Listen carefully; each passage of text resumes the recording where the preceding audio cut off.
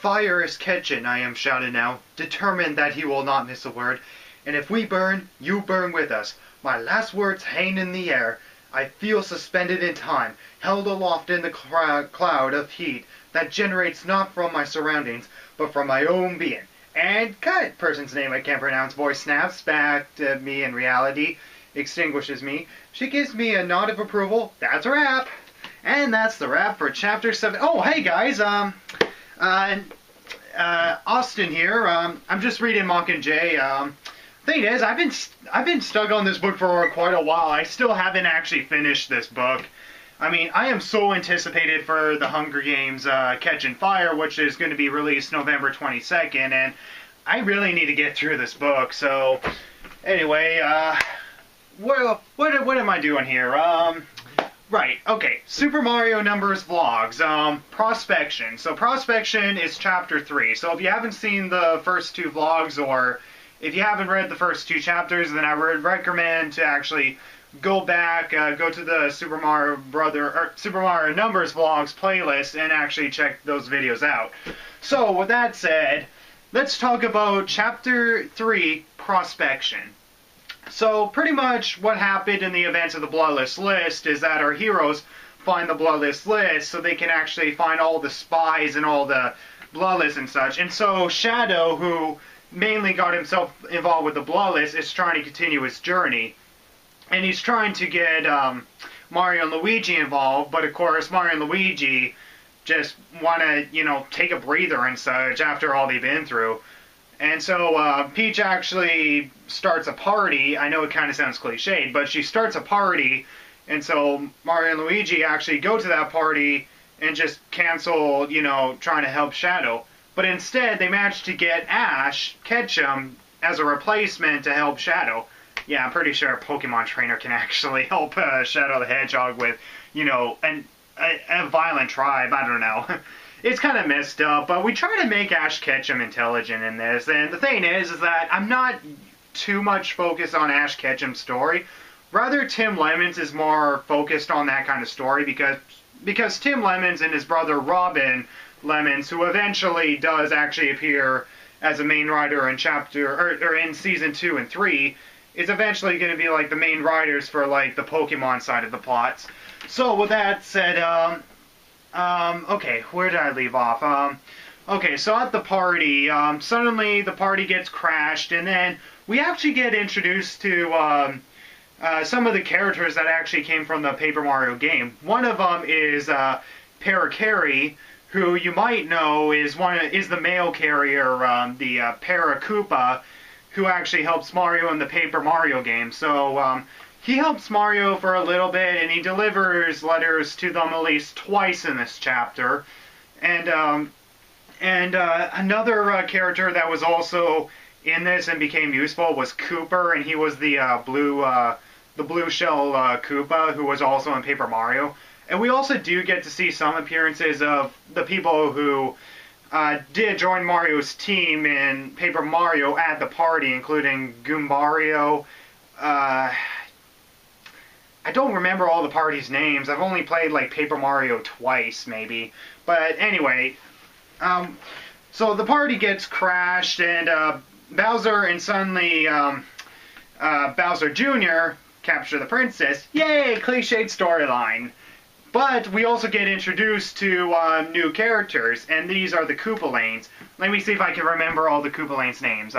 Ludwig, Lemmy, Roy, Morton, Wendy, Larry, Iggy. Is that it? I think that's it. 7? Yeah, I think there was just 7. So the Koopalanes actually do play an important part in this. And the thing is, I'm the one who brought up the Koopalanes for this chapter. And I tried to actually stick to the personalities of how they've been portrayed in the new Super Mario Bros. Game. And for the most part, it's actually quite fun actually writing these kids because of their different personalities. So you have Larry, who is the naive kid who is the youngest. You got Roy, who is the muscle guy. Morton, who's a jerk. Wendy, who is the spoiled brat. Iggy, who always likes to test out his experiments because he's more the nerdy one. Lemmy, who is this, even though he's like the second oldest, he's kind of the more dim-witted one. Like, he's the one that's bouncing up and down on the yellow ball. So we kind of have fun with him. And then, of course, the oldest is Ludwig, who is the oldest, but he's also the one that is more mature out of all the 7 Koopas. And whether if he's mature or not, I don't know. But I wanted him to be more the mature one because he's the oldest. So what happens is that Mario, with the help of some other people, go after Bowser. Bowser escapes on a fleet with the help that was helped build by Dr. Eggman. But then later it was taken down by somebody who is later revealed to be Shadow.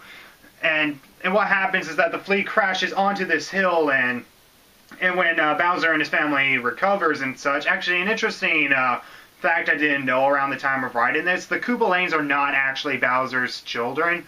They're more adopted. They actually belong to this other Koopa named Morton, which eventually one of the kids actually gets the name of their real father. But that's actually one interesting thing, is that Morton has never been an actual, like an actual character in the Mario games. He's just kind of mentioned.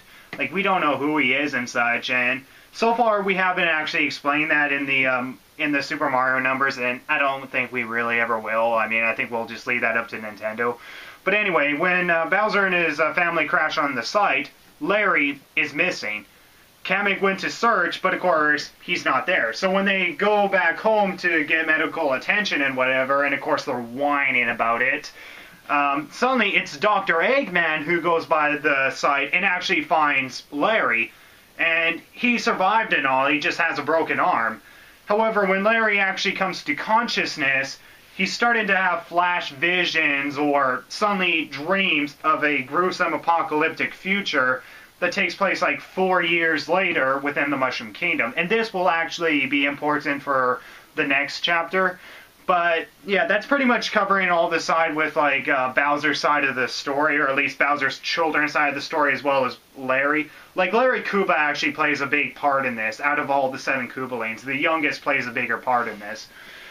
Okay, and then the plot was Shadow. Shadow is trying to find the remaining people of the Blood List, while also trying to find the remaining spies. One of them is someone by the name of Alpha, who is in I think it's Bomberman's... No, not Bomberman. Is it Bomberman's world? Or... No, it's the Mega Man world? I don't know. Whatever game X is in. I think it is Mega Man's world. There's a person named Alpha who is actually a spy of the Blood List. However, he's more of a triple agent in this. And actually, come to think of it, I actually pulled this off in the first chapter of Season 3, so I'm not the first person who did it. But anyway... you have Ash and his friends who actually try to find the 6 blood... Actually, I haven't mentioned this. In the Bloodless list, actually, I'm not sure if I did mention this. The Bloodless are trying to find these orbs, 13 orbs, which basically contain blood particles that will fill up this moon known as the Blood Moon. And why do I get dirty thoughts when I think of that? Anyway, they fill up this moon filled with blood, and this moon will actually make the Bloodless whole. And actually another interesting continuity is that previously I was mentioning that, you know, they have X's in their name. So instead of like Maria, it's like X Aria.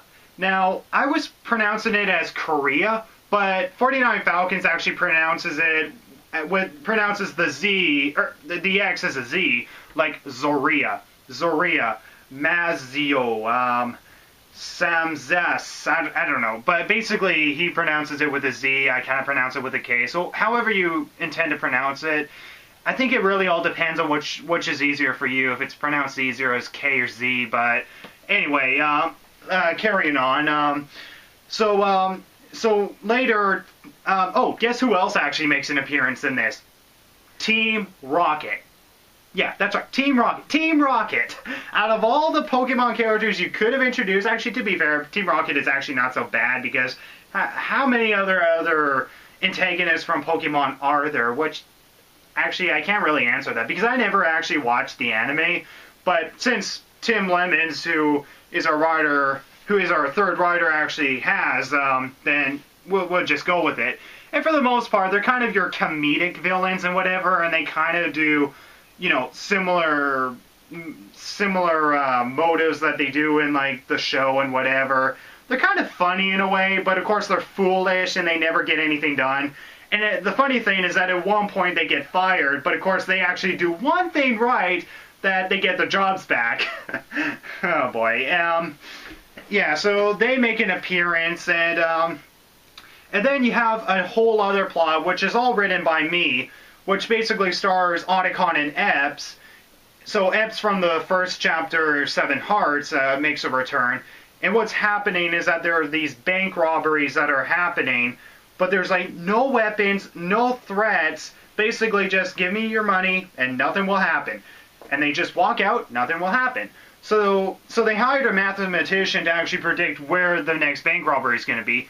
They found out where the next bank robbery was going to be, and suddenly a huge gunfire ensued, and one of the FBI agents was killed, and because the mathematician felt guilt, he quit, and so Otacon comes in as a replacement, and he manages to actually find these guys using a Minesweeper theory, where, as you know in the game of Minesweeper, you have the numbers that represent how many mines surround, you know, that one square. So if you click a 2, then 2 mines surround the square, and your goal is to actually like clear the entire field and flag every single area, well, clearing every single area without activating a mine. And it's pretty hard to do, but it is a possible game to beat. And basically that's the theory that they go with, is that they're able to actually find out what the next bank it is to rob by police patrols or security patrols or 911 emergency calls and all that. I mean, it's basic math where basically it's like, what is the least riskiest bank to rob? That's basically how they're doing it. And this is kind of called like the Minesweeper theory, if you will. And that plot was a lot of fun. Now, I think I pretty much explained the basic premise. Aside from that, there's also a figure that Luigi eventually meets at the docks who is talking about this post-apocalyptic future that is happening, which is also what Larry is actually also visioning. And also the villains are trying to resurrect some sort of, or not resurrect, or, okay, later it's called resurrect, but they're trying to, like, create something with the elements of our heroes and such. And eventually this leads to one of the most badass villains in the Sonic games ever. Mephiles. Mephiles? What? Okay, have you even played Sonic 06? I mean, all the events of the game have been erased. Mephiles doesn't exist. Iblis doesn't exist. So, how can you even say that Mephiles can be resurrected if he didn't exist? And that's actually one of the major problems in this chapter, and unfortunately, Tim Lemons was the weakest in terms of this chapter. Sorry for bashing on you, but you are terrible in this chapter. But granted, he does get better. Keep that in mind, he does get better. Like, Tim Lemon's biggest problem is that he overdoes things. He oversteps the boundaries. There's like one moment where a secret voice was whispering to Otacon, and that went absolutely nowhere because I wasn't okay with that. And then suddenly, he brings back Mephiles, and there's another moment where he's like, where he's calling, or actually 49 Falcons also did the same problem with this, is that they're calling the villains, like the villains are calling themselves villains. It's like, are you serious? Okay, villains wouldn't be calling themselves villains. If they think their motives are good for themselves, then they wouldn't be calling themselves villains. But, I don't know. Anyway, I hope this video is not for going on for so long. But yeah, that's the major problem, is that there are moments where it seems like we're really jumping the shark, and it's really noticeable in Tim's writing. But, with that said, there was one element from Tim Lemons that I actually thought was really good. But the thing is, I can't say too much about it because I don't know about the Pokemon series, which is that the legendary Pokemon in the series all originate or either live in this mountain called the Legendary Mountain, which is where all the legendary Pokemon like live among and such. And that's kind of an interesting aspect because this Legendary Mountain is also where one of the orbs are that the Bloodless actually needs in order to fill the Blood Moon. And yeah, eventually where this plot goes is that it paves its way with like Larry's visions of the future, the warning that of the figure that Luigi comes across, and the resurrection of Mephiles. This all paves into the 4th chapter, leaving it on an epic cliffhanger. Now, when we were doing a poll of what our favorite chapter was of Season 1, Prospection was actually one of my 3 favorites out of Prospection, Periodic Tower, and 3 out of 4. And Prospection is definitely a big step up from 7 Hearts in the Bloodless list. So, yeah, I kind of like this chapter, and of course, its biggest flaw, as I mentioned before, is that it oversteps its boundaries. Like, if you want to make a villain, you know, evil, then actually make him relatable. Like actually make him relatable and somehow sympathetic. Make us actually want to actually know why the villain is doing what he's doing. And don't make them call themselves villains. I mean, that's not what they would do and such. And that's another downside. I mean, if you're going to make them the ultimate villain, then you're really just trying to beg for, you know, I can make the ultimate villain. I mean, it just doesn't work. I mean, that's one of the major problems that the movie Matilda was doing. I know that's a praise movie, but I personally hated that movie. That was one of the problems that Matilda was having, is that it was, like, they were making the Trunchbull this ultimate villain that really, she was a terrible villain. Like, who was she? What's her backstory? How does she become this principal? How does she, I mean, it's never explained. I mean, if you want to actually make a good villain, then actually make them good villains. Don't make them these archetypes of people that go, I do evil things, and I do over the top things. I do over the top things.